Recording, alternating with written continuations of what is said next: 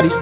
तो जितने छोटे मोटे पक्षी होते हैं, कौवा हो गया, ये सब, ये छुपने के लिए आश्रय ढूंढने लगते हैं। लेकिन जो बाज होता है ना, उसी बारिश में बादलों को चीरते हुए ऊपर निकल जाता है और बादल से कहता है तू बरस ले बेटा, कितना बरसेगा, आधा घंटा, 1 घंटा।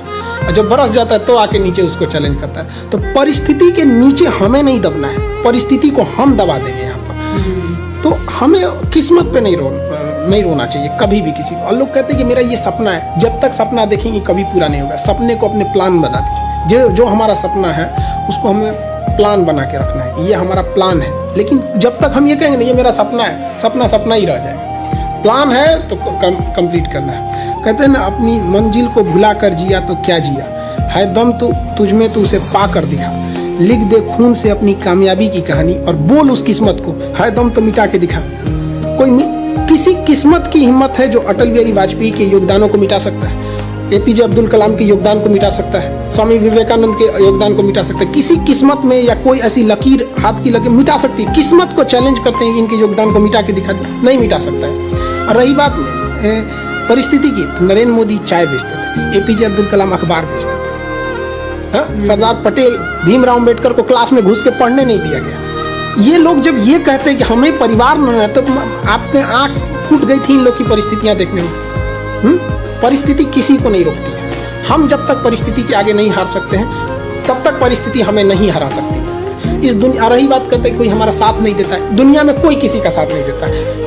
दुनिया में हम today is the result of our own past action and whatever we wish to be in future it depend on our present activity. हम क्या हैं ये कुछ नहीं, हमारा आज जो है हमारे पीछे किए गए कल का आज रिजल्ट है। हम कल अगर बदमाशी करेंगे तो आज कोई बहुत बड़े अधिकारी बन के नहीं बैठेंगे। आज कोई स्टूडेंट दिन भर में 4 घंटे यूट्यूब पे वीडियोस देख रहे हैं, गेम खेल रहे हैं, और कल को सोचेंगे कि हमारा एग्जाम नहीं निकल रहा है। कैसे निकल जाएगा आपका? जिस वक्त हम सो रहे होते हैं ना, उस वक्त कोई पढ़ रहा होता है। जब बराबरी में मिलेगा तो रौंद के निकल जाएगा वो।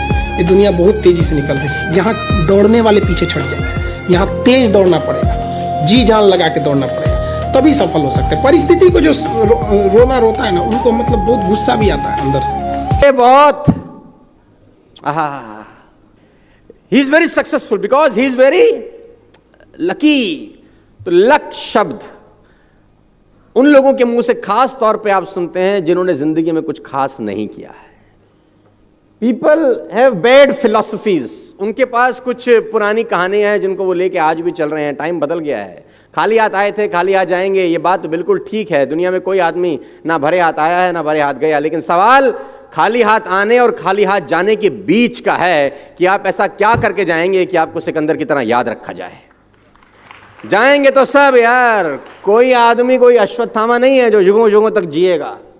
सबने जाना है, खाली हाथ ही आया था खाली हाथ ही जाएगा। लेकिन याद सिकंदर को ही क्यों रखा जाता है? क्योंकि उसने कुछ ऐसा किया था कि उसका नाम लिया जाए। तो हम कुछ तो ऐसा करें कि हमारा नाम लिया जाए मरने के बाद। और सवाल तो ये है कि जिंदा भी लोगों का नाम नहीं लिया जा रहा, क्योंकि ऐसा कुछ उन्होंने किया नहीं। तो what is luck all about?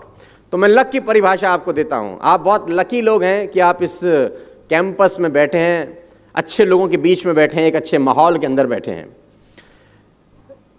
एक ऊंट और एक ऊंट का बच्चा चिड़ियाघर में, ऊंटनी का जो बच्चा वो अपनी मां ऊंटनी से एक सवाल पूछता है। उसने अपनी मां से पूछा कि माता, ये हमारे पीठ पे कुबड़ क्यों होता है? कुबड़ समझते हैं ना आप? ऊंट की पीठ पे रहता है वो। तो ऊंटनी का बच्चा ने पूछा कि मां, हमारी पीठ पे कुबड़ क्यों होता है? तो मां ने जवाब दिया, बेटा रेगिस्तान में कभी कभी पानी नहीं मिलता बहुत समय तक, तो पानी स्टोर करने के लिए नेचर ने हमको ये कुबड़ दिया है कि हम पानी बहुत सारा एक साथ ड्रिंक कर सकते हैं, इसको सेव सिक्योर कर सकते हैं। अगर हमें बहुत दिन तक पानी ना मिले तो अंदर का वाटर से हम लोग अपनी लाइफ को मेंटेन कर सकें। तो उस बेटे को बात समझ में आ गई, उसने कहा वेरी गुड। तो उसने बोला, माँ हमारे ये पैर इतने बड़े बड़े क्यों हैं, ये पंजे हमारे इतने बड़े बड़े क्यों होते हैं? तो उसकी माँ ने बोला, बेटा रेगिस्तान बहुत लंबा होता है तो दूर तक जाना होता है, तो दूर तक जाने के लिए ईश्वर ने हमको बड़ा पंजा दिया है, बड़े पैर दिए हैं। तो बेटे को बात समझ में आ गई। बेटे ने अब तीसरा सवाल पूछा कि हमारी आंखों के आगे इतने बड़े बड़े बाल क्यों हैं ये?